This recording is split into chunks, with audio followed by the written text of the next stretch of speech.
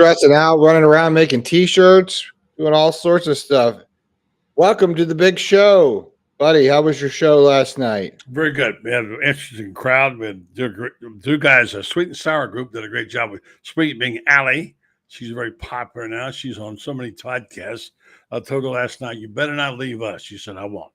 And she's very much in demand. And of course, David Moulton, the sage old veteran, the Sweet and the Sour. You figure out which is which. We had a nice crowd last night, and very good job by David and Allie. So we're proud of that. And I want to take a moment to thank you for the great work you did during the time that I was off a few days. First time I had off 3 days in 100 years. And glad to be able to get away from it for a few weeks. And did anything happen while I was gone? No, nothing happened at all. It was just a very normal, nothing to see here type of a thing. It was totally fine. Nothing burger. It's a nothing burger is what it was. It was a nothing burger. Yeah. As we're seeing all of our people come on, we'll see them pop up. We got a new toy to play with. We'll see as people put information into the chat room. We'll see you on the right-hand side as we start the show. No, nothing really happened, buddy. It was very just real quiet. You know, no one was upset about anything in the press everybody conference. loved you. I heard everybody loved you. So no, they did not love me. Hello, Susan Cunningham. Hello, David Arnoff. Yes, I was always thinking you're talking to me when you say David. David, we are always talking about you. Y'all be sure to show Brenden some love. He's feeling like nobody likes him. I really don't care. Like, I love everybody. You don't love me. No, I just said your audience missed you. I said, no, that was you. I said your audience missed you. That's what I said. I said they probably had enough of me because I'm not the Buddy Martin, the great Buddy. So, you know, what are you going to do? Thankfully, only be one. That's enough, more than what some people would like to have. But anyway, I want to talk tonight about a very serious matter regarding the demeanor of Billy Napier, which you alluded to during the week. And I wrote a column up right now on Gator about kind of some bad form by Billy. Not a good look. I call it Billy's hiccup and what happened and how he challenged Edgar Thompson. By the way, Edgar will be on the show this Monday night and try to explain some context. Because I will say this.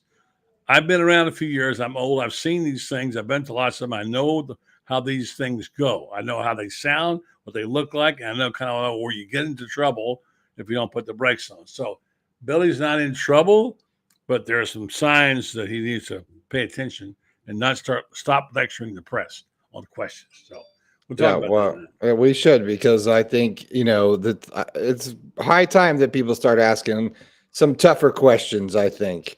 And he's going to have to start answering those. This is Florida football, but we'll get into all of that, buddy, here. It's shortly as we have people driving in the car. We want to say really quick to make sure you smash the subscribe button down there on the bottom right of your screen. Hit the little YouTube button. That always helps us out.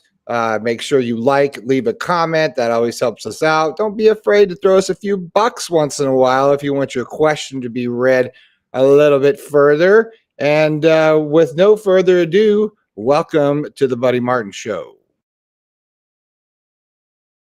It's time again for Buddy Martin. Call him up and tell him what you're thinking. But be kind, because he's doing the best he can. Better, stronger, faster. Mama says that alligators are ornery because they got all them teeth but no toothbrush. Hey, what if the voice calls while you're gone? Take a message. Bye. You ready, champ? I'm ready for this my whole life. I'm incapable of small talk. But that's why you love me, right? Kind of intimidating to be in the presence of so many great athletes.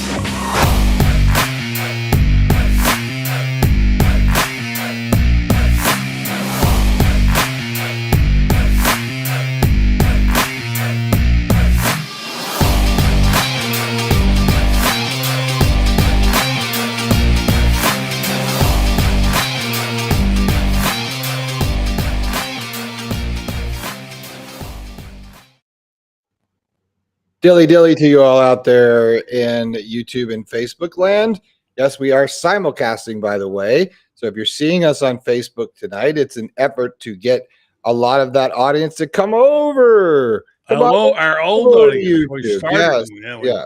For years and years. We are temporarily doing this for a little while because we have a lot of people that don't want to use either YouTube or haven't figured it out or any of that kind of good stuff, which I understand that is part of it. So we're trying to help you migrate over to us so we can do that really easily. If you click on this little QR code right here, you can subscribe to the Buddy Martin Show. It's very simple. It's in the chat room as a link. It'll take you to the YouTube link. So you Facebookers out there and their loyal audience, we love you, but we'd love to have you over where we get paid a little bit for your view. Yes, we get paid on YouTube per views and per subscribers. Right, yes. do. Well, that was the whole idea behind getting 2,000 subscribers. Where's mine? Hey, we're not there yet. So that's why, every little bit counts, but eventually we'll be as big as Allie, and we'll get paid for those thousands and thousands of hits and views that they count. So Facebook doesn't pay us for that stuff. So anyway, click on that code down there. It will help us out. Come subscribe to the show. We've got thousands of people over there. See, someone's already scanned the QR code. Thank you very much. Come on by. Come on. Where's our bell? Don't we have a bell or something? Make sure you subscribe to the show. And there you go. And that helps us out a great deal. Plus, you'll get notifications. And it's better over at YouTube. Sounds better, looks better, and I'm done with that. All right. Now, let me say this. There's this notion. I keep hearing these comments that I was a Rays fan. I don't know who started that rumor, but people are saying, well, what happened to those Rays, buddy? Except I was a Rays fan. I thought you were a Rays fan. I was out of town. I know nothing about it. I don't have any idea what happened. Okay, so I don't know anything about it. It's just in case. And by the way, it was pretty disappointing. I want to get something across real fast here to set the tone on something. When we talk about the press conference, for David, who earlier said we should ask harder questions, let me educate you a little bit. The quickest way to shut down a press conference and shut down an interview is start asking ridiculously stupid questions. Some of that, not hard. There'll be time for questions, hard questions, but you don't come with guns blazing. Why did you stop beating your wife? I mean, you got to understand the language. Probably shouldn't ask that one. You shouldn't ask that one, and you should be able to understand it's a dialogue.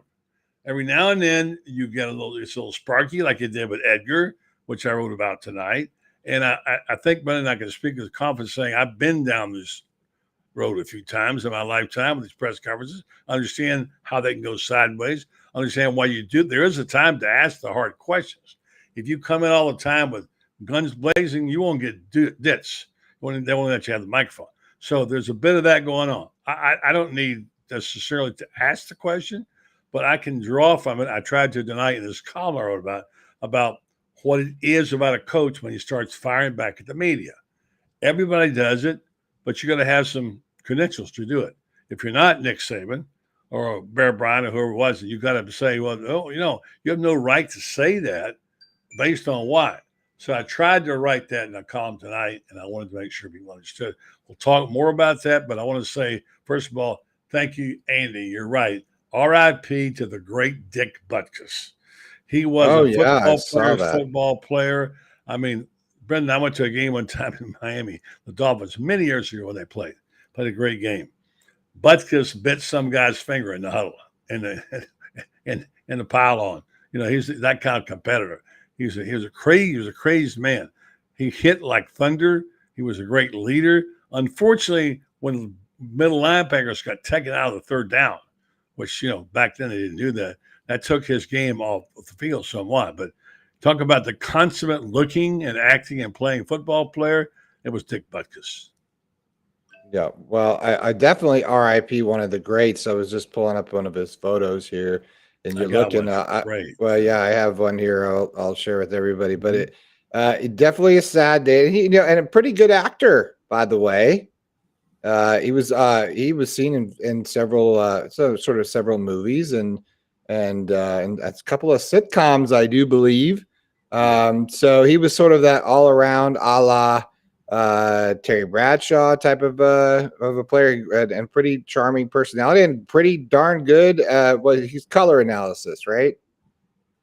It's what? He did color, did he not? No, he did some broadcasting. I thought he did some broadcasting. I thought he did not on a network level. Like he'd be a wild man. No, not a network level. But I thought I saw him on a few other Well, he was Yes, Mr. Chicago. He was Mr. Yeah. Chicago. Yeah. Well, growing up in Colorado, we got a lot of that Chicago stuff. That's where I met Harry Carey at the Denver Bears game. You thought it was me, right? No, I didn't. I actually knew who it was. I was a young guy, and you took me to the game, and we sat in the press box, and there was Harry Carey drinking a Bud Light. That was my Harry Carey for you. Yeah. Our friend John Fenneran does a great one. I got to send Ben the link, although I guess you thought you sent it to me. He's driving. I will send it to him. I got it already. Well, nonetheless, I was just looking at it, so I got to share this, but I figure out how to do it. But anyway, point is, you're trying to make with His Billy. friends. Well, they all have the links, buddy. I know, Brenden. They don't know where to find them. So there you go. Yeah, well, tell them it's the same one it's been for. It doesn't work that way. Anyway, okay. Well, I'm going to give them hell about it. Yeah, but nonetheless, what we're saying fair. about the whole thing is that it's not like you can walk into a press conference and start firing off questions. There is a certain, there's a certain, I guess, rule book, hierarchy, whatever it is. First of all, a guy like Edgar Thompson, he's allowed to ask those kind of questions because he covers the beat. He's there every game, every day. He does it. Mark Long, guys like that, Franz Beard, these guys are allotted the sort of freedom to ask the questions. But even when they sort of seemingly stray, you will get sort of cut back. So I was sort of proud of Edgar and the fact that he did ask a question that was a difficult answer, at least for Billy. And when you watch it, and I've watched it several times over, and the picture that we have up here is actually his response to it. We talked about this earlier today, buddy. It did feel a little like Nick Saban-esque, not so much and not so brash, but it did have that vibe to it. And you alluded to the fact that we went back and forth about how obviously he's from that sort of bloodline in the coaching world, and that he is seemingly wanting to create. I said it seems like he wants to create the same thing at Florida, and you had some interesting comments to that, and I thought it would be interesting for you to share how you responded to that today, because I think people should know, because you have probably the greatest knowledge of Gator sports to anybody I know and the history of it.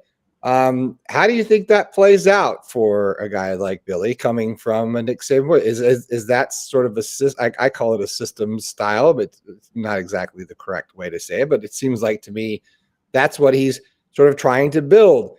Does that work at Florida? Listen, I've been listening to coaches do this since the 1950s. I can tell you right now, it's a hot seat. When things aren't going well, you're going to get blistered. There was a good piece by Matt Beckerday from St. Pete.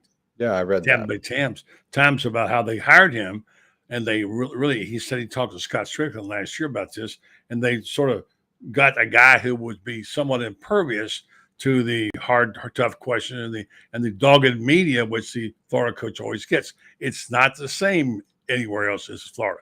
Florida, they bring heat, and you better be able to handle it. So Billy now had got his first taste of heat. It's not even that bad. It wasn't bad. Timid questions compared to the ones I've heard asked over the years.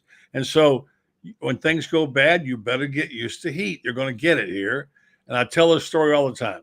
When I was in college, a place called The Hub, which is still there, Student Center, there were racks of newspapers when they had newspapers. 15 racks of papers from all over the state or every day in The Hub. You can go in there and get a Gator story in every one of them. And every paper covered the Gators. And they didn't cover them always favorably, like a homer. Sometimes there were issues like offense, and the one they did that Bob Brothers didn't have, and the heat was brought there from Tampa, St. Pete, Orlando, Jacksonville, Gainesville, Cal. And it was newspaper people around the country kind of marveled at how tough Florida reporters were in terms of covering. So I get questions from like David, how come you don't ask tougher questions? Or your people don't? Well, I don't. First of all, I think our questions are reasonable. I don't think Franz is an interrogator, but, he does a good job on it. We have 3 other people who ask questions, but you don't get that many shots. First of all, you're lucky sometimes if you get one. You don't get called on to ask the question. I thought I'd earned that right. Apparently, I have not.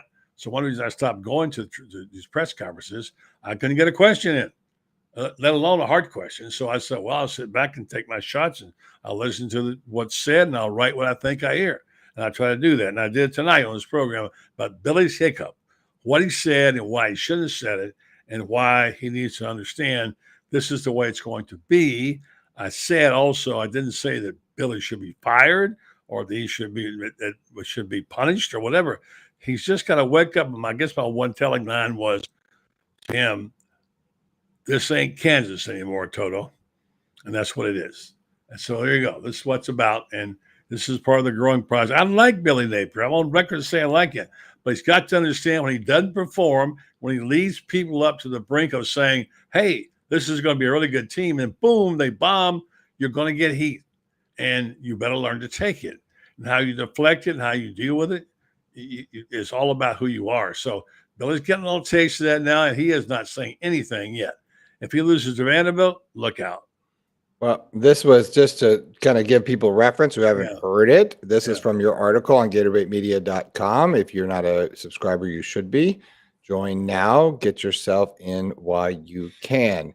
Edgar, question.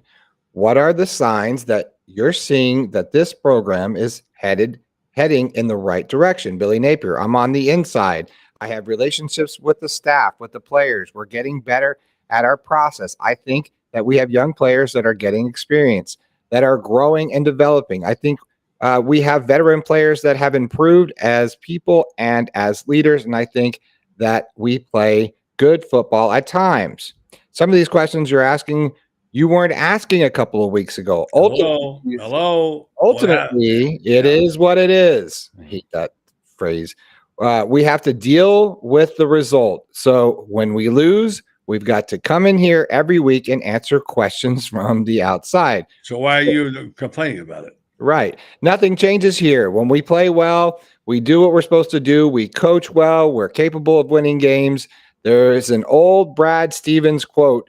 You're really close to being a very good average team, and you're really close to being a really good team. And I feel that way about our football team. I think if we're ready, we're capable, and we're executing and playing with good communication, good fundamentals and techniques. We have urgency. We have hunger about us. We play with discipline. We can be very effective. If we don't have those teams, if we don't have those teams, we can't be a very below average team as well. So there you go. That was part of your column today that you wrote about it. So anyway, we've got Ben Troupe popped in, buddy. We can talk to Ben about it. Welcome to the show, Mr. Ben Troupe. Hey, what's up, Benny? What's up, Benny? Sir? Hi, Benny. What's going on, fellas? How y'all doing? Come on, Braves. I'm rooting for you. I always rooted for him. You know that. Listen. When Buddy Martin is rooting for my A-Town, Bravos, we got a shot to beat them Phillies. I think this is the first time in a long time that both the Dodgers, Yankees, and the Red Sox didn't make the postseason, which is crazy to even say. Yeah. So, yeah. Did you just call them your A-Town Bravos? Yeah, that's what he calls it. The A-Town Bravos. Yes, if you're a real Braves fan, you call them the Bravos. Yes, sir.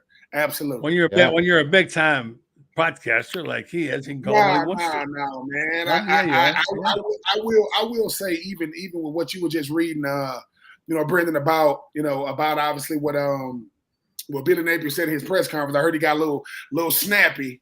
Mm-hmm. I mean, buddy, this is something we talked about. We did a lot.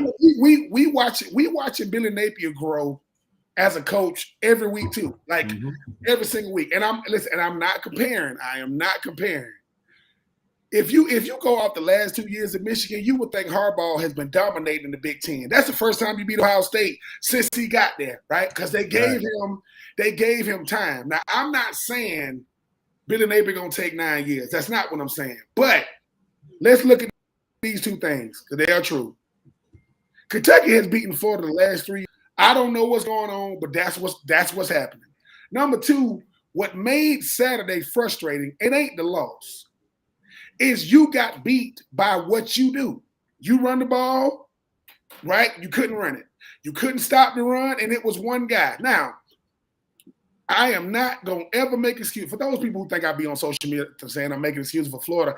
I am not. I am doing the Buddy Martin perspective, and this is what it is. Mm-hmm. With so much frustration that I want to say, I know that when I speak, being a former Florida Gator, it holds more weight. I am not apologizing, but could you imagine? It's almost like Buddy and Brenden, when people having so much access, they take everything I want to say before I can say it. So I really come on there and say, he building the culture. It's going to still take time. And Tennessee will make us think, oh, man, we've arrived. No, we beat Tennessee.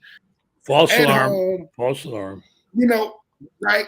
But all this, we are Kentucky's national championship. They want to beat Florida because we are their barometer, and it shows, right? It shows. I ain't taking nothing away from them, but I will say this about Billy Napier.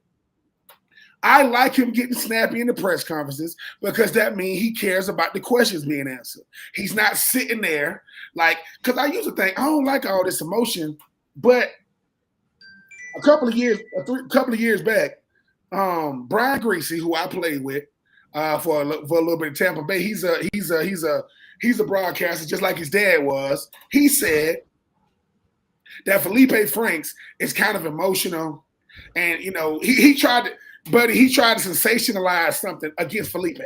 So I come out and said, no, Felipe is not emotional. He just plays with emotion. Because I knew that what Brian Greasy was lying. I think when I'm looking at Billy Napier, I want to see the emotion because I want to see him in it. Because you know how it is, buddy. It only is going to speed up more. When you talk about them questions, they're going to keep coming. They ain't going to stop. But at the same time, he don't like the questions about the offense. But I will say this about it. If you are the play caller, if it ain't Rob Sale, you're going to have to take some feedback or some criticism for that offense. Or heat. You got to take heat because it's not good. Let's call it what it is. Just say, let's strip away our fandom for a second. Let's strip away our analytics for Florida. We just watching last Saturday. You're saying to yourself, what is that? Like that, if you just watching, if you just saying, how is it one? Because all Kentucky did was said, "Hey, Mr. Leary, don't worry about it. We just gonna hand it off to him, and watch what happened." Well, we got two guys, and we couldn't get it done. It was an ugly game. As Steve Spurrier said, it's better when it's a lot of finger. It's better when it's a lot of blame to go around. It ain't just side of the ball because it was a lot, but it is. But I do agree with what you be saying, Brenden. The lack of creativity and ingenuity when it comes to our play calling, because nobody, you will have to tell me. I don't know no team in college football that go for it on fourth down more than us. We go for it on fourth down like it's third down, but we ain't good at it. Our third down percentage is just as bad on fourth down. I just think that for what I saw last Saturday, I would never use that quit word. I don't like that. They quit. I ain't with you. Got outplayed. You got outplayed. You got punched in the mouth over and over. And outcoached, by the way. That's like it is. But I will say this. The greatest thing about football is the next week. Whether you had a good one or a bad one, you got to move on. But Billy Napier understands sometimes, hey, man, too much is given, much is required. You the head coach of Florida. I get it. You build a culture. I'm going to say that until the end because it takes longer than 2 years to build it. But in building the culture, when you have setbacks, it's how bad you back. It's how far it sets you back. Because what's crazy about what I saw Saturday was you can't fix it in a week. When people say, right, oh, fix it. No, because the same guys running out there. The same plays are coming in there. And I just think that when I watch Florida sometimes, it is a head scratcher because my senior year, right, we told Coach Zornbrecher, stop calling these plays and make it look like we ain't talented. Stop doing that. Now, mind you, right? Because when they do that, they're like, well, they only can call plays according to the personnel. What you trying to say? We don't got to be all Americans across the board. Call plays, man. Because in practice, we run a whole bunch of plays. We run out, get to the game. I'm going to say this again. Stop playing it safe because that's going to get you beat every single time. And like I said, Bruno, y'all be right there. And watching it live is even harder because you thinking, come on. Like, remember when we thought that the problem was going to be Graham Mertz? It's not. It's not exactly. him. It's not him. But the thing is, if you can't come up with plays outside of Ricky Pearsall, it's going to be a problem. If you not getting the Pearsall back in. And by the way, we found out what was wrong with Etienne. He's been hurt. I knew there was something wrong with him. He's been hurt. We're just finding that out. Yeah, but just know this though. If he runs out there, if you out there in uniform, it don't matter. Ron Zook said it the best, and I agree with him. You ain't been 100% since you came out the womb. Since they said it's a boy, you've been scratching the clawing since. So don't go, because think about this. If he plays well with the injury, we say, oh man, he gutted it out. But don't use that, because at the end of the day, when you talk about a team like Florida, yeah, you still trying to find your way in the SEC East. You battling for a second and third. It's because Georgia, we get what they are right now, even though they've looked very beatable the last 2 or 3 weeks. I just think that progress has to be something that we could see, not just what you talk about in the meeting rooms. We have to be able to say, hey, man. That's the point right there. Where is the progress? You talk about these things. And say, look, we had a good conversation last night about offensive coordinator. And David Moulton made a point. He said as an offensive coordinator, Billy wouldn't be among the top 25 in the country just based on that. He's a good CEO, good operator, has great systems. But if you're going to go out and hire just an OC, would Billy be on your list? I don't think so. Your top 10 or 15, and he's trying to do things he's not as good at. So get somebody in there who's better than you, like Jimbo Fisher did, and get somebody to call the plays. Because the coaches, and we'll talk to everybody again tomorrow about this, all the coaches I talked to said, you cannot do it all. You can't be the head coach, the special teams coach, the offensive coordinator, take care of the transfer portal and NIL deals. You can't do it today. Yeah. Well, I have an interesting sort of twist on it. I want to hear you guys' reaction because I've been reading about it. Now, lost in this mix has been Rob Sale, right? We've been talking about Billy, but co-offensive coordinator here is Rob Sale, right? So I started digging around the internet today, looking at some stuff, and I read some interesting things. I'm going to read this to you really quick. It says, Napier and Sale produced one of the best offensive units in the country in 2019. Louisiana ranked number 6th in rushing offense, 257.4 yards per game, number 8 in total offense, 494.1 yards per game, number 10 in scoring offense at 37.9, and number 11 in third down conversions and 47.6%. Okay, so, and then he goes on to talk about his sales philosophy and all these things, and he says it will be similar to UL. He said there will be some things that we'll probably look at, always trying to look at other concepts to get better, but we want to put the pressure on the defense and make them play the whole field. I'm just going to let that be because I don't feel like there has been a whole lot of change. And I think that's might be some of the things that people are having some issue with is that it's the same thing. And so, we where is this sort of, analytical Billy and where's Rob Sale, right? Where is he in this whole thing? I'll tell you where he's not in the huddle with the quarterback. If he's the offensive coordinator, why is he in there with the quarterback, Ben? Listen, that is the big question, right? When it comes to Rob Sale, but before I get to answer your question, Brenden, it's like this. Look, somebody could be watching this broadcast and say, "I can do what Brenden does." Nope, you looking at how Brenden does it. You looking at you taking what you think he's doing, and you say, "I can do that," until they got to sit in your seat. Meaning, Brenden can't do it today. So now to do what Brenden does, you got to sit in his actual seat, not in a seat. And that's the difference in the Sun Belt and the SEC. Of course, the Sun Belt was his resume to get into the SEC. Exactly. Right? That was his resume, right? I get it.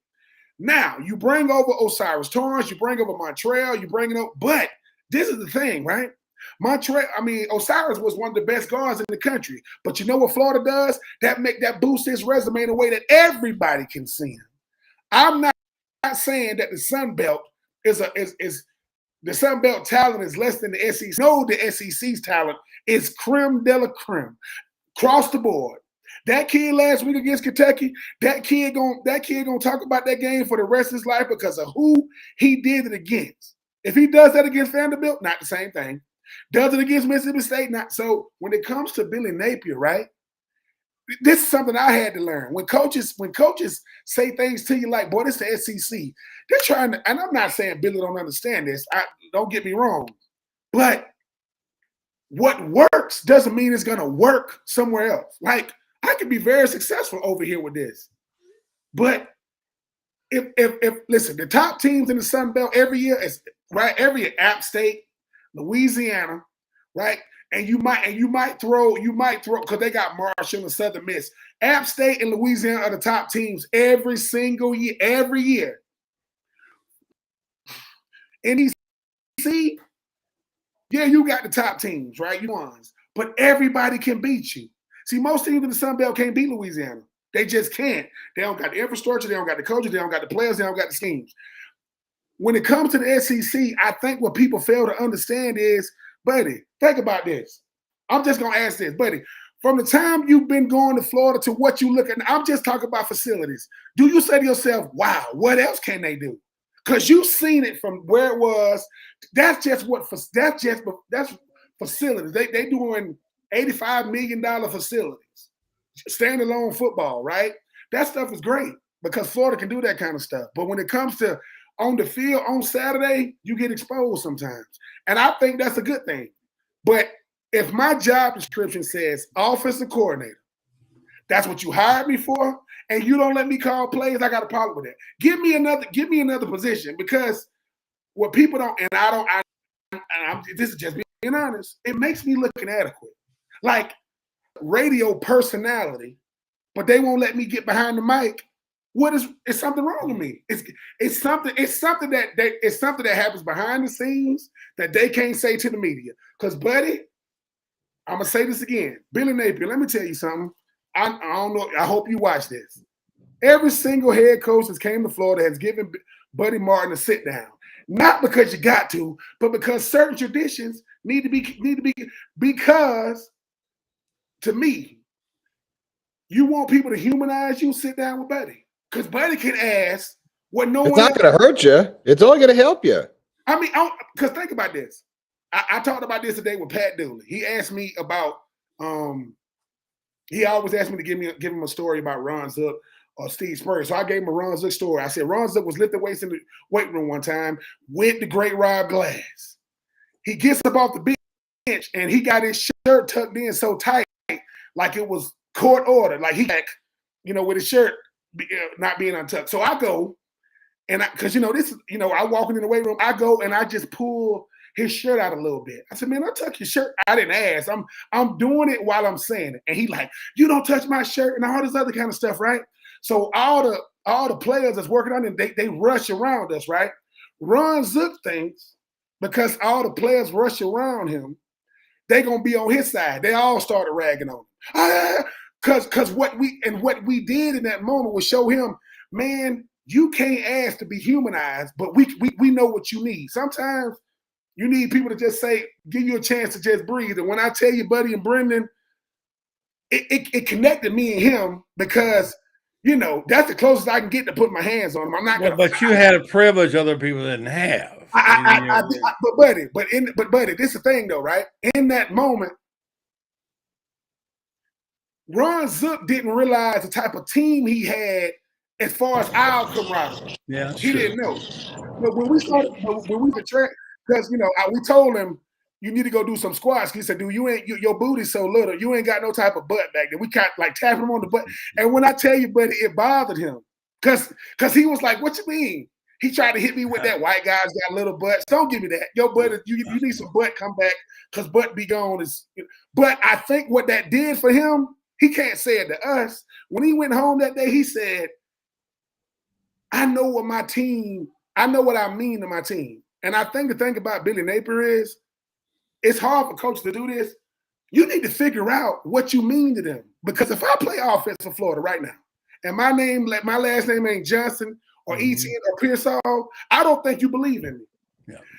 Because if you don't call no plays, you like, what the? Listen, we the only team in America, and I'm going to say this. It's 3rd and 5, 3rd and 6.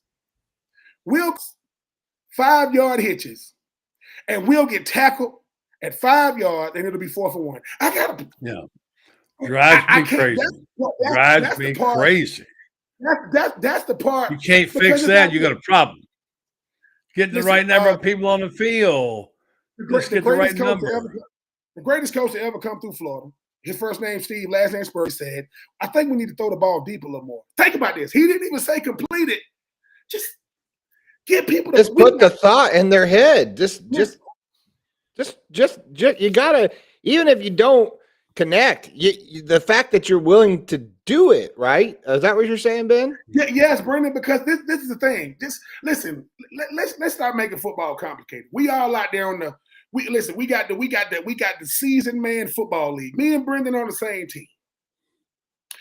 When I walk out there, it doesn't matter how I look, how old I am. Brenden gonna say, I got Troupe. Listen, I know you can route somebody up. I know you can get open on somebody. Right? I ain't got it no more. When I go out there and a guy that don't look athletic at all is D'ing me up, Brendan's gonna say, oh, it's over with. Fine. The guy that I want to throw the ball to is getting D'd up by a dude that probably never did it. It's like with football, stop complicating it. It's like we need to go vertical. We need to do explode because I don't watch a lot of football as far as like across the nation. But stuff that happened in Florida only happened to us like this. First play from scrimmage in the 2023 season, touchdown. Yeah, the wrong way. Because the safety in the corner ain't communicating. It's like, what? That only happens to us. What happened last Saturday is the kind of stuff. You sound like my old high school teammate when he used to say every time they'd lose, how come the Gators are always on the wrong side of history? You know, that's before they were on the right side.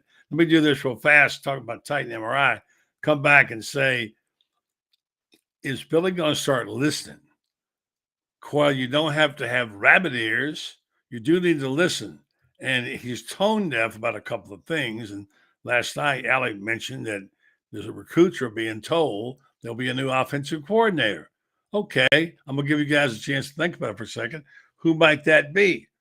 First, I'll tell you about Titan MRI. Titan MRI is worth a short drive to Gainesville. No insurance is no problem. You can pay with cash or card. Same day scheduling is available. Start feeling better today because Titan MRI is North Central Florida's premier independent MRI facility. Premier independent MRI facility. Come see why hundreds of people and patients are visiting Gainesville location from Ocala, Marion County, Bellevue, Leesburg, all points north and south, and the villages. That's TitanMRI.com. All right, who you got for offensive coordinator? And by the way, Franz is trying to get in, but he's on the road. We had him in, but he was it was super loud, and it looked like we were looking at his ear. So I wasn't sure. I was freaked out by that for a minute. Well, hopefully he'll get in. I think Loren will be joining us from somewhere on a cruise. He's on a cruise. Ben, I wanted to ask you upon that comment. Well, can you answer my question first? What? Who you want for offensive coordinator? Listen. I will say this. No, I I will say this, buddy. I want them both. Like this. Hold on. If one is that call plays, like if it's like this, you know how you got two quarterbacks and you put them both in, you go with the hot hand, whoever's having the better game. Yeah. Only because now, buddy, but try it out for this week because after this week you can't have two. After this week here, you can't have two because that's good for one. That's good enough. I mean, listen, let me say this. If anybody got the green light to call plays, it's the head ball man, right? Like he's gonna call plays, I can guarantee you. Listen. Once again, but he's not that good a play caller, man. He's not that good a play caller. But you know what, though, buddy? Most play callers in the country ain't that good. It just that's right. Because Spurrier set the standard. Right? No. So, what I'm saying is.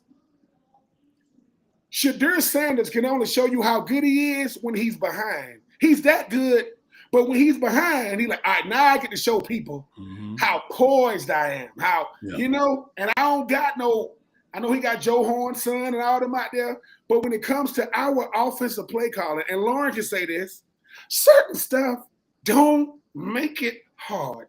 Please don't make it hard. Meaning I can live with an incompletion. We throw more horizontal passes than anybody in college football. I guarantee it. So all I'm saying is throw the ball vertical, throw it forward, and let's do that. Because this guy here. Yeah. So this guy here has got a birthday and he's on a cruise. He took the time out to join us tonight. Happy birthday! Happy birthday, Appreciate Ben. y'all. Ben, Loren, happy birthday to your How y'all doing? 35th birthday, is it? 35th? Oops, we lost him. Yeah, he's there. We hear him. Yeah, he's on a cruise. It's tough. He's out there. 35th, yeah. 35th birthday. 35th for the 15th time. Yeah, yeah, man. So it was the happy 3-5, dog. So it's the big 5-0. So I'm here with my oldest brother and a college buddy of mine that I used to put the work in on when we was in college. He was a cornerback and played DB, and I was a receiver. But we've been the best of friends since age 17 when we came in as freshmen. So we having a good time. So who do you want to hire as offensive coordinator since Ben and Brenden couldn't come up with anybody? Well, we have a chance to answer. Well, let's hear it. Lucas Mann, who seems to be dialed in, really seems to like Jeff Scott, formerly of Clemson and that kind of thing. But Florida State. Yeah, Florida State. But I really don't think Billy's going to hire. I mean, he's not going to hire a new offensive coordinator. And the word on the street is from the recruits, according to Allie, they've been told that he's going to have a new offensive coordinator next year. I'm just saying. I think it'll be somebody on the staff then that'll just be given the role. You got to go hire somebody from the outside. You got 100 people there now. Well, name me one.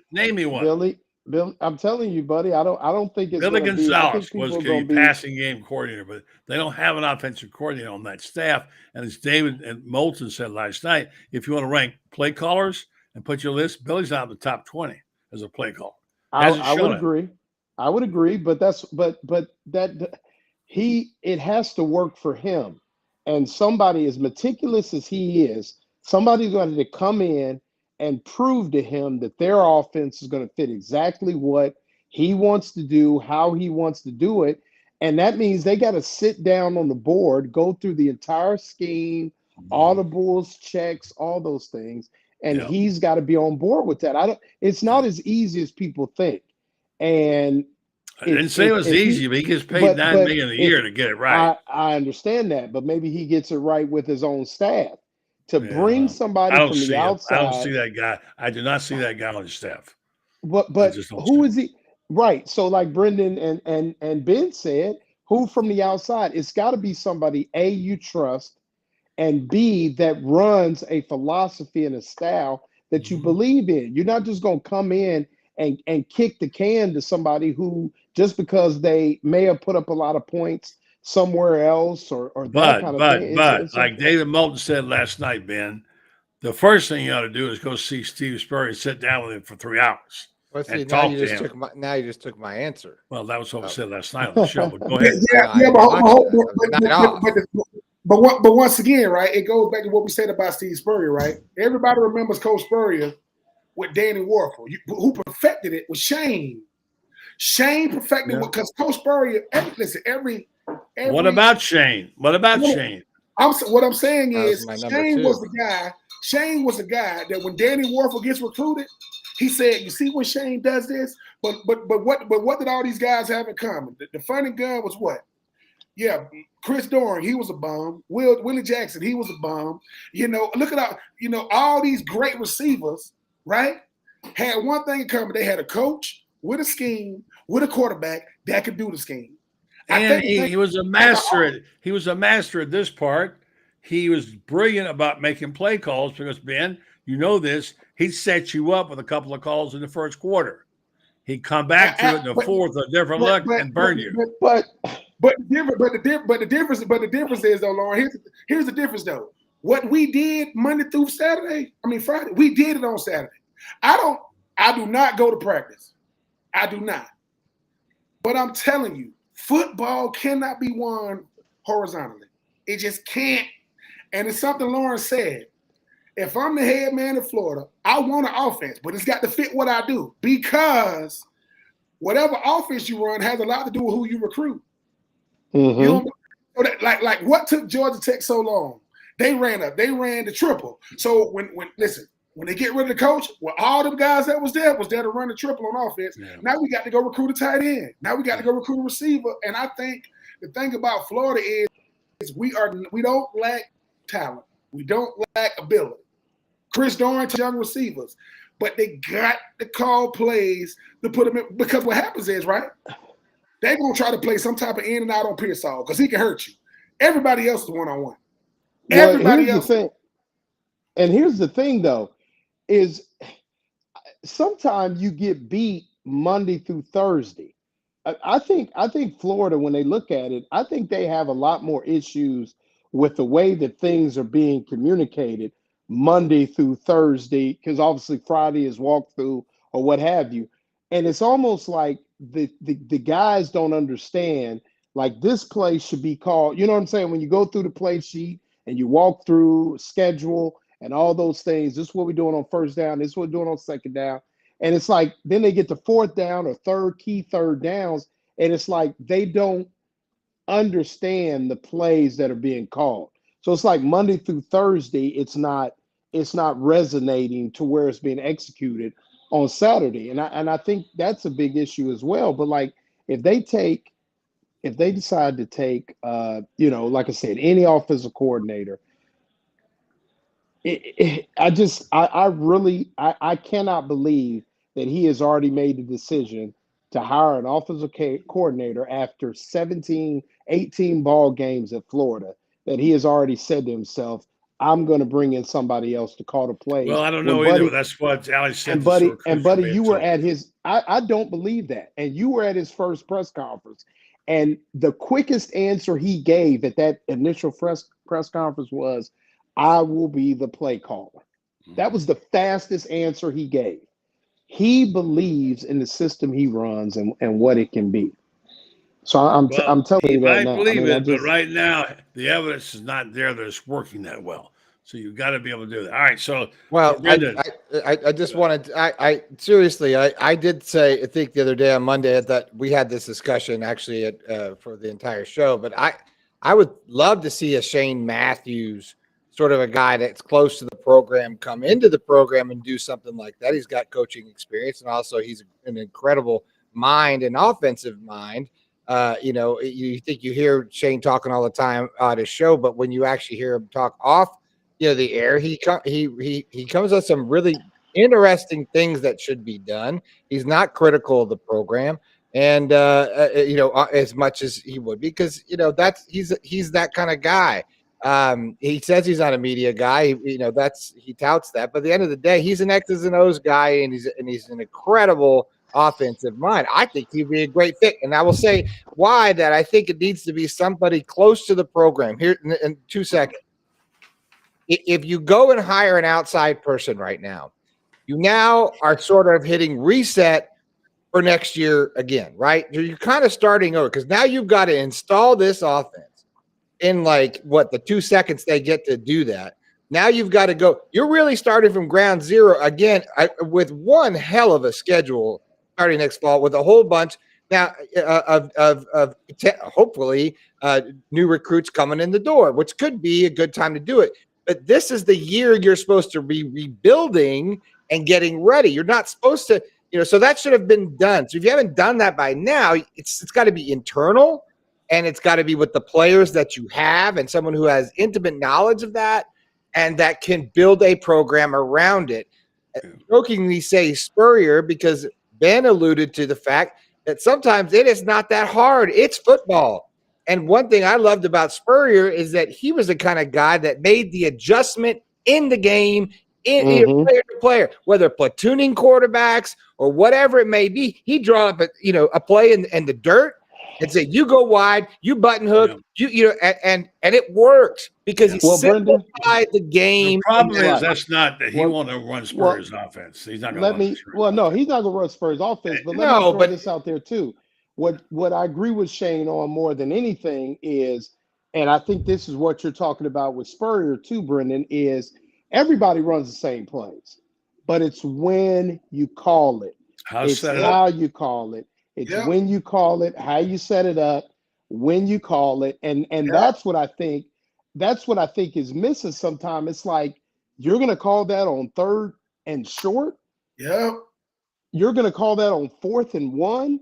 You're going to call that on 1st and 10.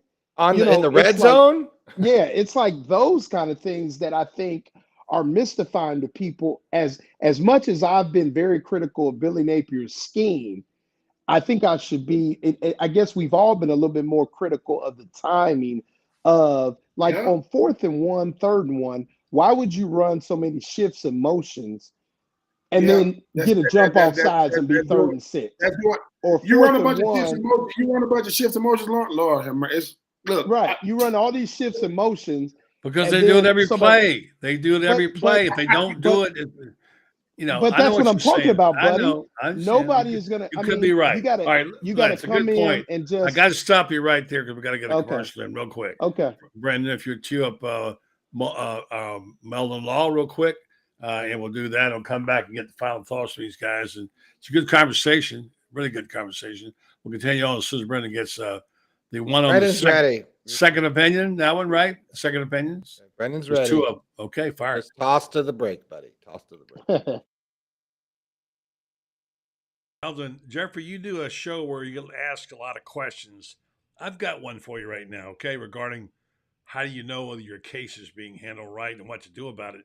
In medicine, you can get a second opinion if you're not satisfied with the doctor's opinion that they have. And do you have that in law? Can you do that with lawyers?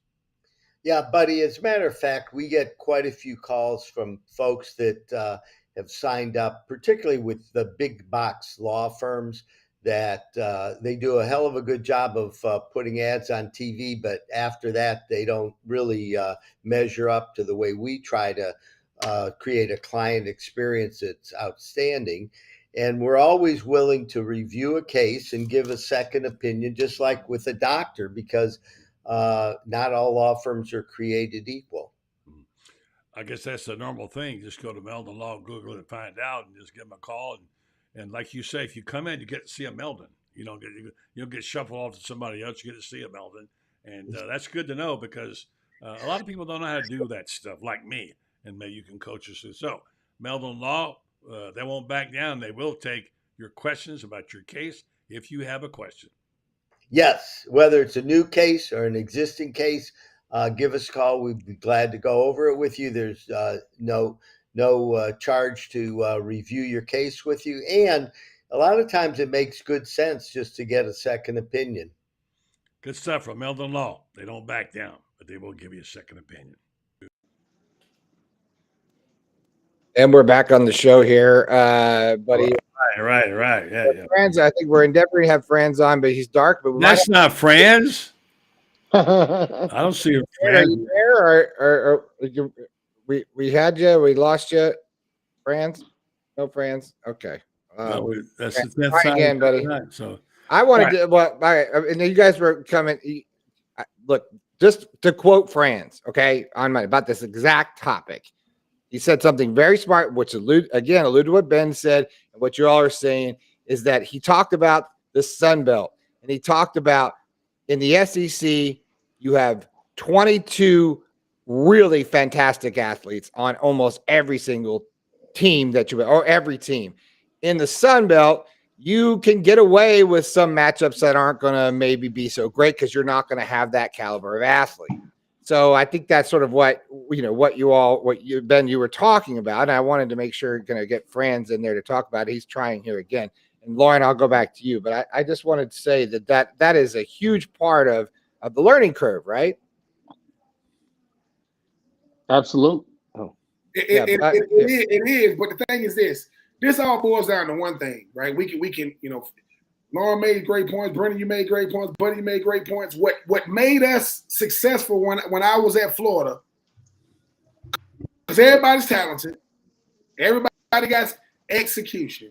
Because listen, I'm watching the worst call I've ever seen in football was it's 3rd and goal, and the Seahawks playing freaking New England, and they try to throw a slant, and you got beast mode. That's the worst call because you're trying to outsmart the GOAT, right? They said, hey, Bill Belichick said, hey, man, if they hand the ball off to Marshawn, they got a shot to beat us. But if they stupid enough to try to run this slant, Malcolm Brown, pick it off. And that's what happened. Because stop with the cute stuff. You got to execute because Loren said this. You know what they should show in football? You know how they got – you can hear like all these mic'd up stuff. Show the faces of the players when you call certain players. Look at their face. If you can get a camera, because body language says it all. You don't believe me? My second year, we number 1 in the country. We go to Auburn in the country. There's no way Auburn can beat us. But when we on the road, we had to block a field goal to win the game. When they called a field goal block team, they was like, all right, we're going to block it. Nope, Auburn kicks the field goal. They beat us. I ain't never seen so much toilet paper being thrown in the stadium in my freaking life if you've never been to Auburn. Fast forward to the next year. Coach Spurrier's gone. We got Ron Zook. Same exact scenario. We're not as talented of a team in 2002 as we were in 2001. They called a field goal block team. Difference was whole team comes around the field goal block. Whole team. Coach said, we finna block this punt. When the snap goes up, you can hear a pin drop, Bobby McCray, Big Paul go up there. They had Jason Campbell. They had Carlos Rogers. They had Ronnie Brown. They had Cadillac Williams, and we beat them. I'm telling y'all, execution is what we're lacking, but a lot of that is because player, when you don't call plays for me to showcase my talent, you making the decision that I'm not good enough. Now, I can't live with that. It's not a coach's job to do that. So I agree with everything we're saying tonight. We can't get it fixed. You can't bring in an offensive coordinator halfway during the season. But listen, Georgia should have lost to Auburn. They dumb enough to let Brock Bowers catch a wide open pass. They should lose. Yeah. Sure. Hey, Ben, how do you like to have one of these shirts, Ben? Hey, I got some shirts up for sale if you guys want some. I got some. They're good price. Hey, they're at my store. Listen, let me tell you what Coach Spurrier said that a lot of people don't want to admit. Coach Spurrier's motto was this: as long as they talented, I'm a coach. He said it at Florida. He said it at South Carolina. Now he ain't saying it at Duke, but you know that's a little bit different. Urban Meyer, as long as they talented at Florida, Utah, and Ohio State, he gonna coach. Come back to Florida, he gonna be watching. He ain't finna mess up his resume in college because you gonna be known for the last time we saw you, and people can't wait to say, "Oh, he wasn't that good."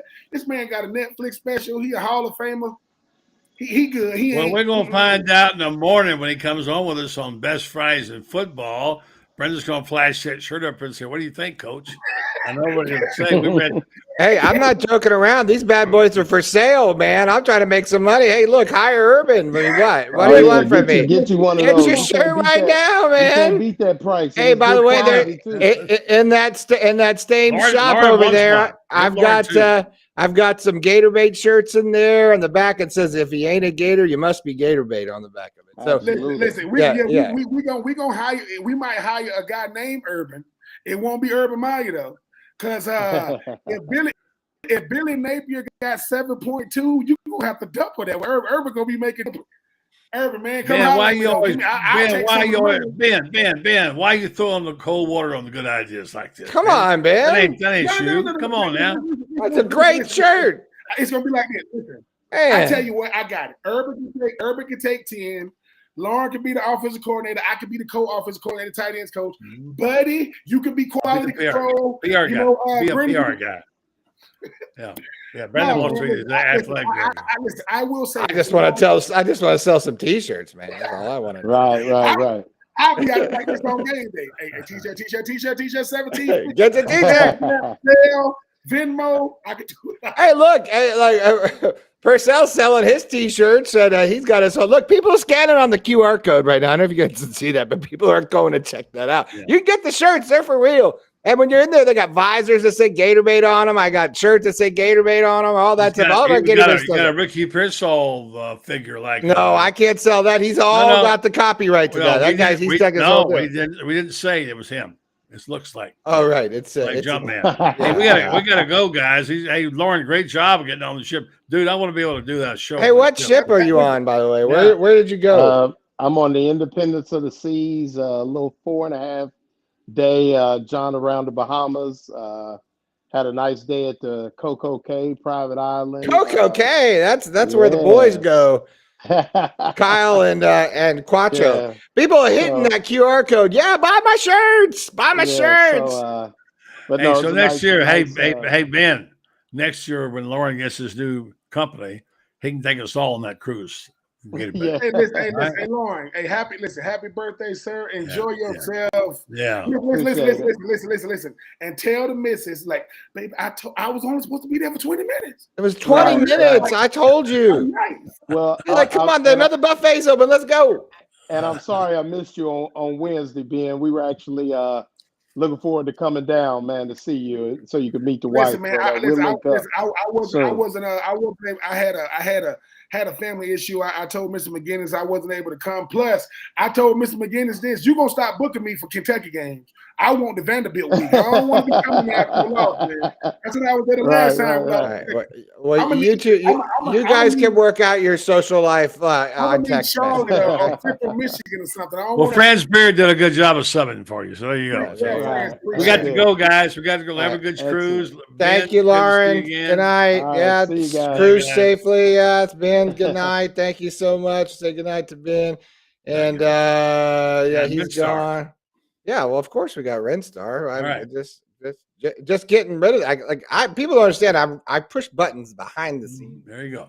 So thanks to Loren and Ben, and I want to tell these folks who are special to us and to me, have been very loyal to us. Used to sponsor our old radio show, still with us. They're special people.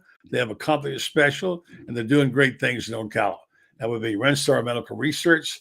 They have a high-quality, patient-centered clinical research facility, cutting-edge clinical research trials in Ocala, areas like Alzheimer's, dementia, psoriasis, osteoarthritis, migraines, fibromyalgia, many other conditions that affect us here in this area. Been over 700 clinical research trials since 1998 when they first started. They continue to partner with prominent pharmaceutical, biomedical companies throughout the medical industry. You can qualify for this. Maybe go to renstar.net and find out how you qualify. You could be compensated for your time and travel. Renstar Medical Research. Seeking tomorrow's answers to the health questions of today. Take us out, Brenden. I'm going to say good night to you, buddy. Good job. All right. Good night to you. We say thank you to our guests tonight. Sorry about Franz Beard not being able to get on, but we will have more Franz Beard. Check it out. Thanks to Loren Meadows, Cruz, and thanks to Buddy Martin. We say good night to him. And he took his headphones off, so I can't tell you all these things. Love you, Dad. Have a good night. We will talk to you tomorrow. Signing off for Dad. Okay, for the rest of you guys, buy some T-shirts, right? Good idea. I love this T-shirt. Higher Urban, right? I'll talk to him about it tomorrow on Best Fridays in Football. Will be tomorrow. Podcast coming at you. Hopefully before noon, because we're getting out a little bit late. I'm going to get that out. I don't know, might even do the whole thing live, but that will be on Facebook and on YouTube. Check that out. Buy some shirts. In that store, visors, hats. We got T-shirts for Gatorbait, white and black. Get your black out. You can get a black hat and a black T-shirt. You go black on black. All that stuff for the November 4th game. All sorts of stuff that just dropped in that store. If you go to GatorbaitMedia.com right now, actually, you can still get your All Access All Access annual membership for 20% off if you put in the code WINNING. And while you're there at GatorbaitMedia.com, there's a menu button that says store. You click on the store. You see all this cool stuff. You guys have been asking about it. I'll have more of our mock-ups and stuff available for you. But it's all out there, man. We're trying to do our best. I'm working on pricing and everything else, but we're drop shipping and we're doing our best as we do a lot of stuff around here. We're very busy. Anyway, you don't need to worry about that. But if you just so you know, all those proceeds, that everything that we sell in that store go right to this show and to making things better and to paying interns and all that kind of good stuff. We are a family-run, owned and operated business, and it is sometimes like you're wearing a bunch of hats. Anyway, enough about that. Thank you all for participating this week. Thanks for putting up with me. Thanks for coming on and being an active part of what we do here. We always appreciate that stuff. I hope you guys enjoy your homecoming weekend. We will, I don't know if we're going to have a show. We're probably not going to have a show until Monday again. But nonetheless, we will have more information. I'll hopefully be posting videos and stuff. You can check us out on Facebook, where a lot of that stuff happens, at GatorbaitMedia.com, The Buddy Martin Show. You can search those things on Facebook and like and follow those pages. And then as well as our YouTube channel, which you're watching on both of those right now. Anyway, again, if you missed it, you know, there's these really hot shirts I heard about right now called Higher Urban. I mean, come on, they're flying off the shelf. I don't know if they're going to be in stock anymore. You want to get them now while you can. Anyway, I digress. This music is really good. You want to hear a little bit? Let's turn it up.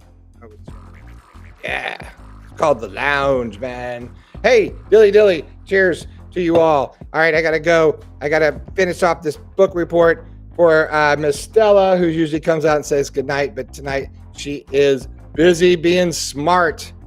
So thanks, everybody. Have a really safe and great weekend.